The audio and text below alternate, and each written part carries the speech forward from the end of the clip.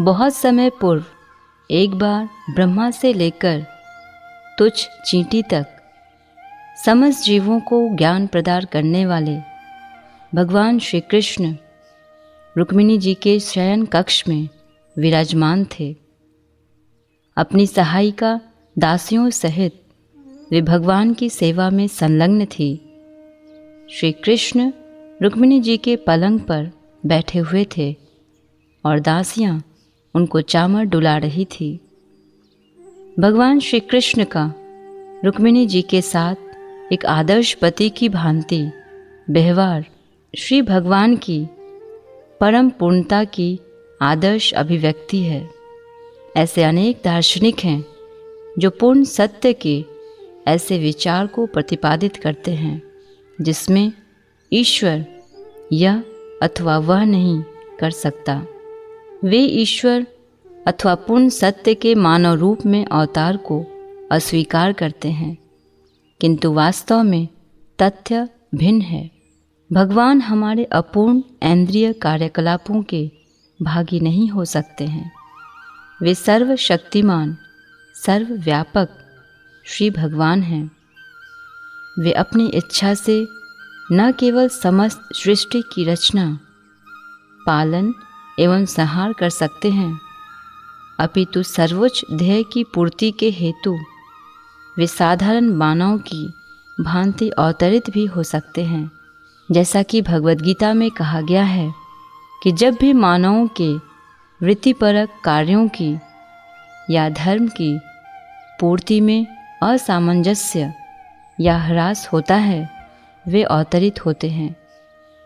कोई बाह्य सत्ता उन्हें अवतरित होने के लिए बाध्य नहीं करती है।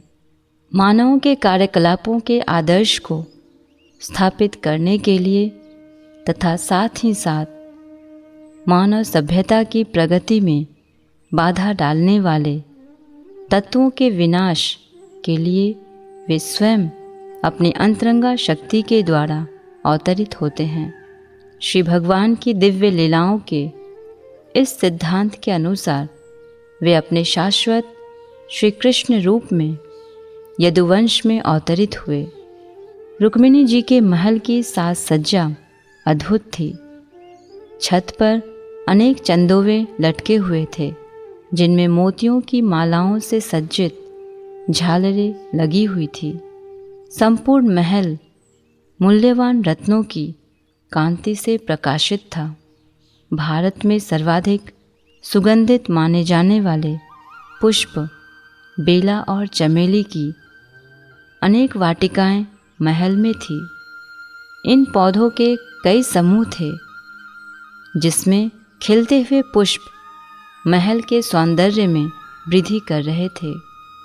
पुष्पों की मधुर गंध के कारण वृक्षों के चारों ओर गुंजन करती हुई मधुमक्खियों के छोटे छोटे समूह मंडरा रहे थे। रात्रि में झरोखों की जाली से मुदित करने वाली चंद्रिका छन छन कर आती थी।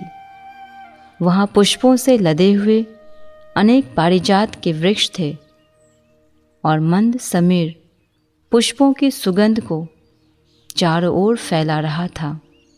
महल की चारदीवारी के अंदर धूप जल रहा था और उसका सुगंधित धुआं झरोखों की जालियों में से बाहर निकल रहा था। कक्ष में दुग्ध फेन के समान धवल चादरों से ढके गद्दे थे। शैया इतनी मृदु एवं धवल थी जैसे दुग्ध फेन हो। इस स्थिति में भगवान श्री कृष्ण अत्यंत सुखपूर्वक बैठे हुए थे और दासियों की सहायता से रुक्मिणी जी उनकी सेवा का आस्वादन कर रही थी। भगवान रुक्मिणी जी की सेवा का आनंद उठा रहे थे। रुक्मिणी जी भी पति के रूप में श्री भगवान की सेवा का अवसर प्राप्त करने के लिए अतिशय उत्सुक थी। अतएव वे स्वयं भगवान की सेवा करना चाहती थी। अतः दासी के हाथ से चामर की मूठ लेकर वे स्वयं पंखा डुलाने लगी। चामर की मूठ स्वर्ण निर्मित थी और उसमें अनेक मूल्यवान रत्न जड़े हुए थे। रुक्मिणी जी की सभी उंगलियां रत्न जड़ित अंगूठियों से सुशोभित थी, अतः उनके कर कमलों में आकर चामर की मूठ और भी अधिक शोभायमान हो उठी। उनके पैरों में पायल थी और उसमें रत्न लगे हुए थे। उनकी साड़ी की चुन्नटों के मध्य पायल के घुंघरू मधुर स्वर में बज उठते थे।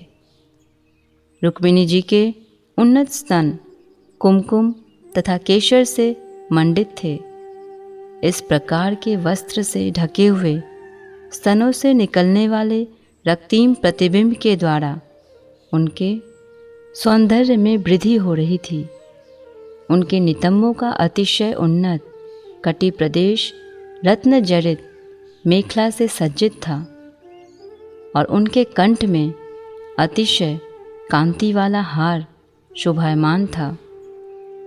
सबसे महत्वपूर्ण बात यह थी कि यद्यपि उनकी आयु इतनी हो चुकी थी कि उनके बड़े बड़े पुत्र होते, तथापि भगवान श्री कृष्ण की सेवा में संलग्न होने के कारण उनका सुंदर शरीर तीनों लोकों में अतुलनीय था। जब हम उनके सुंदर मुख का ध्यान करते हैं तो ऐसा प्रतीत होता है कि उनके सिर पर के कुंजित केश, उनके कानों के सुंदर कर्णफूल, उनका सस्मित मुख और उनकी स्वर्णमाला सब मिलकर अमृत वर्षा कर रहे हो। यह निश्चित रूप से सिद्ध हो जाता है कि रुक्मिणी जी भगवान श्री नारायण के चरण कमलों की सेवा में सदैव संलग्न रहने वाली मूल लक्ष्मी जी के अतिरिक्त और कोई नहीं थी। महाजनों ने श्री कृष्ण तथा रुक्मिणी जी की द्वारका की लीलाओं को श्री नारायण एवं लक्ष्मी जी की अभिव्यक्ति माना है, जो ऐश्वर्य से परिपूर्ण है। वृंदावन में श्री राधा कृष्ण लीलाएं सरल तथा ग्राम्य है और द्वारका की लीलाओं की सुसंस्कृत विशेषताओं से भिन्न है। रुक्मिणी जी के विशिष्ट गुण असामान्य रूप से उज्ज्वल थे और श्री कृष्ण उनके व्यवहार से अत्यधिक संतुष्ट थे। श्री कृष्ण ने अनुभव किया था कि जब नारद मुनि ने रुक्मिणी जी को एक पारिजात पुष्प अर्पित किया था, तब सत्यभामा अपनी सौत के प्रति विद्वेष से भर गई थी और तत्काल उन्होंने श्री कृष्ण से एक वैसे ही पुष्प की मांग की थी। वस्तुतः वे तब तक संतुष्ट नहीं हुई जब तक श्री कृष्ण ने उन्हें पारिजात का एक पूर्ण वृक्ष देने का वचन नहीं दे दिया था।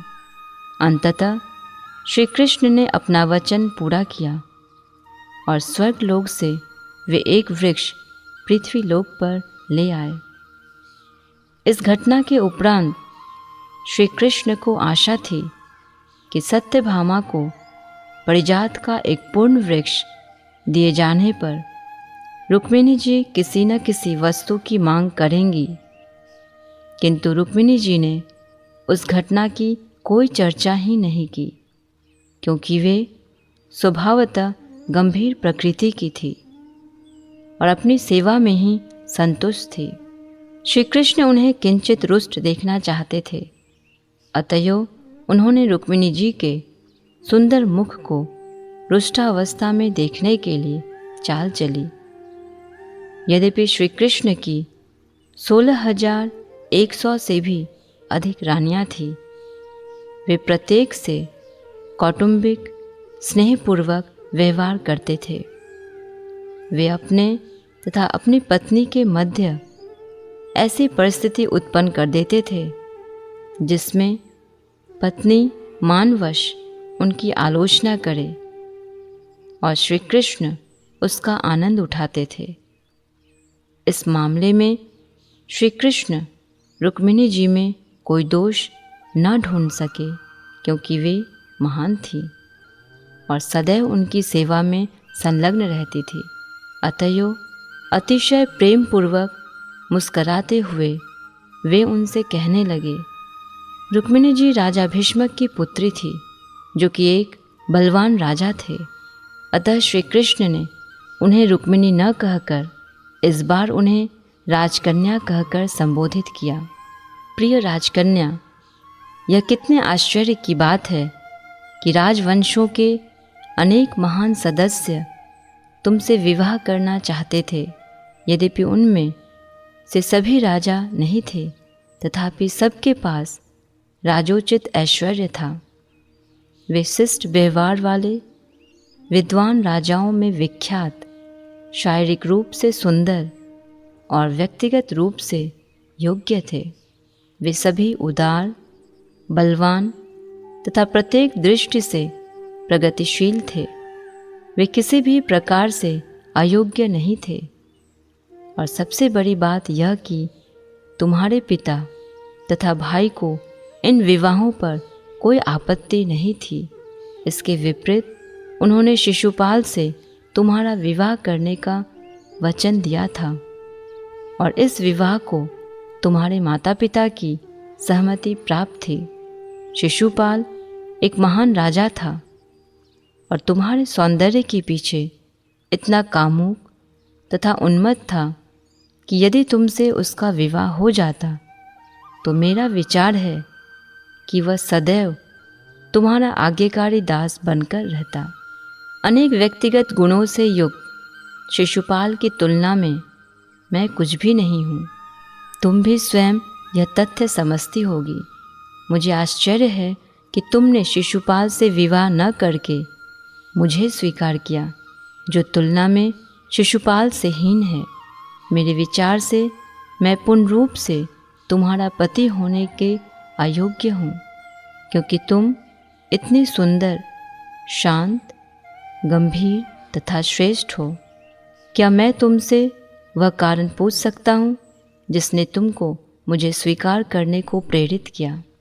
वस्तुतः अब मैं तुम्हें अपनी सुंदरी पत्नी कहकर संबोधित कर सकता हूँ, किंतु फिर भी मैं तुम्हें अपने वास्तविक पद से अवगत करा दूँ कि मैं तुमसे विवाह करने के लिए इच्छुक उन सभी राजाओं से हीन हूँ। सर्वप्रथम तुम्हें ज्ञात है कि मैं जरासंध से इतना भयभीत था कि मुझे धरती पर निवास करने का साहस नहीं था, और इस प्रकार मैंने सागर के भीतर इस भवन का निर्माण किया है। यह गुप्त तथ्य लोगों पर प्रकट करने का कार्य मेरा नहीं है, किंतु तुम्हें अवश्य ज्ञात होना चाहिए कि मैं बहुत शूरवीर नहीं हूँ। मैं कायर हूँ और उन लोगों से डरता हूँ। फिर भी मैं सुरक्षित नहीं हूँ, क्योंकि धरती पर के सभी राजा मुझसे बैर रखते हैं। अनेक प्रकार से उनसे युद्ध करके मैंने स्वयं इस वैर को मोल लिया है। दूसरा दोष यह है कि यद्यपि मैं द्वारका के सिंहासन पर आसीन हूँ, किंतु मेरा इस पर कोई अधिकार नहीं है। अपने मामा कंस को मारकर यद्यपि मुझे एक राज्य की प्राप्ति हुई थी, तथापि वह राज्य मेरे नाना का था।